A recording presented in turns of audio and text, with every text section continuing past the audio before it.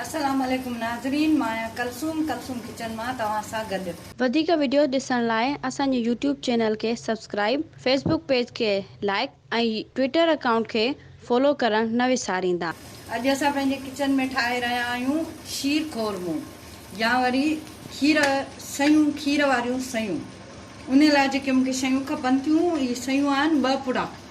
हे मूं खोले हीअं भोरे रखियूं आहिनि तव्हांजे लाइ, त जीअं तव्हांखे ॾसे सघां। ऐं ॿियो हीअ आहे 2 किलो खीर, 2 लीटर खीर आहे। तव्हां वटि कहिड़ो बि खीर इस्तेमालु करे सघो था। पंहिंजो खीर जेको हूंदो आहे उहो, कंहिं बि पैकेट वारो को बि खीर हूंदो आहे। खंड जी 1 प्याली आहे, खोपरो कटियल आहे 1 प्याली नंढी, बादाम नंढा फोटा ऐं अखरोट। अञा हिन में खजूर बि पवंदी आहे जेका मूं वटि मौजूदु न आहे। तव्हां विझणु चाहियो त विझी सघो था। अचो त अॻिते तयारी कयूं। त नाज़रीन, इहा मुंहिंजी देगड़ी गरम थी चुकी आहे। हिन में मां तेल विझंदसि। सिर्फ़ु खाइण वारा 2 खां 2.5 चमचा, इन खां वधीक न। हे ॾिसो केतिरो तेल आहे, मुंहिंजियूं सयूं केतिरियूं। तव्हां चाहियो त हिन में गिहु बि विझी सघो था, देसी गिहु बि इस्तेमालु करे सघो था। पर मुंहिंजे घर में उहो थोरो फ्रिज में रखिजे थो त ॼमे थो, त उहो पसंदि नथो कयो वञे। इन करे मां तेल इस्तेमालु करे रही आहियां। हाणे मुंहिंजो गिहु गरम थी वियो आहे। मुंहिंजो इलायचियूं ठिचकी वयूं आहिनि, नंढा फोटा।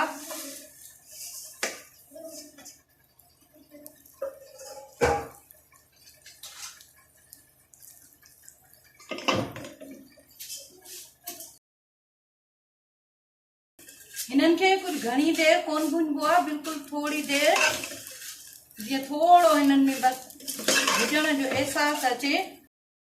त ॾिसो मुंहिंजूं सयूं बसि हेतिरियूं ई भुञणियूं आहिनि, हिन खां वधीक न आहिनि भुञणियूं। त हाणे मां हिन में विझंदसि पंहिंजो खीर।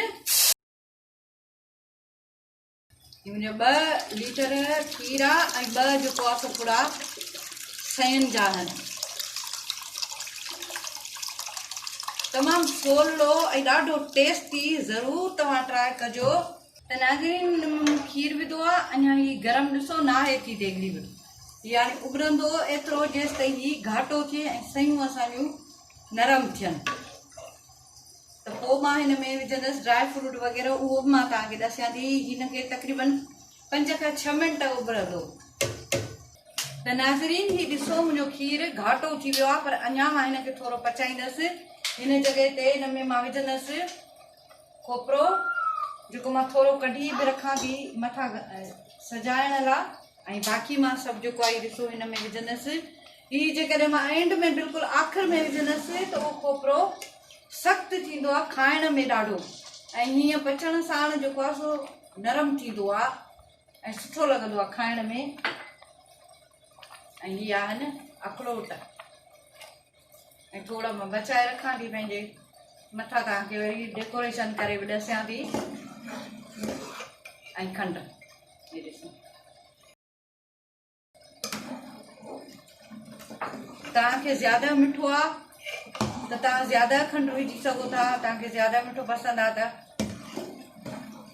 मां पंहिंजे घर में नॉर्मल ठाहींदी आहियां,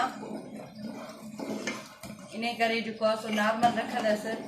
त हीअ ॾिसो नाज़रीन, मुंहिंजो खीर बिल्कुलु तयारु आहे। हीअ अञा मां थधे करण लाइ रखंदसि, त हीअ अञा बिल्कुलु घाटो थी वेंदो। इन खां वधीक कंदसि त उहो सफ़ा पोइ क्रीम थी वेंदो, आइस्क्रीम जहिड़ो।